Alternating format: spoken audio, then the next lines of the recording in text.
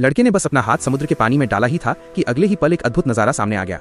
समुद्र की लहरों को चीरते हुए एक 5 रंगों वाला विशाल जीव बाहर निकला। पल भर में वो अपने पूरे शरीर को हिलाता डुलाता लड़के के सामने आ खड़ा हुआ, लेकिन लड़का डरने के बजाय आगे बढ़ा और उसके सिर पर हाथ फेर दिया। असल में ये एक सौभाग्य का समुद्री घोड़ा था, जिसे भी ये दिखाई देता उसे पूरे साल के लिए शुभ भाग्य मिल जाता। तीनों ने पहले समुद्री घोड़े से दोस्ती की, फिर तुरंत उसकी पीठ पर सवार होकर गहरे समुद्र की ओर निकल पड़े। रास्ते में शरारती समुद्री घोड़ा लहरों से ऊपर उछल गया, जिससे सबका दिल धक धक करने लगा, लेकिन वही पल उन्हें बेहद रोमांचक भी लगा। कुछ देर के सफर के बाद वो उन्हें एक आलीशान यॉट विलासी जहाज के पास ले आया। वे जैसे ही चुपके से जहाज पर चढ़े, सामने ही एक डरावना राक्षस उनका रास्ता रोककर खड़ा हो गया। तीनों घबराकर भागे और डेक की तरफ दौड़े, पर तभी एक भेड़िए जैसी पूंछ वाले अजीब प्राणी ने रास्ता रोक लिया। वे पलटकर भागना ही चाहते थे कि सामने से और दानव आकर खड़े हो गए। आखिरकार तीनों को पकड़कर जहाज के पिंजरे में कैद कर दिया गया, लेकिन तभी छोटे भाई ने झट से एक जादुई टेप निकाल ली। उसने पिंजरे के दरवाजे के चारों ओर टेप चिपका दी और देखते ही देखते लोहे का दरवाजा हवा में गायब हो गया। जब तक राक्षसों को पता चलता, वे लोग पहले ही लाइफ बोट पर सवार होकर जहाज से दूर निकल चुके थे।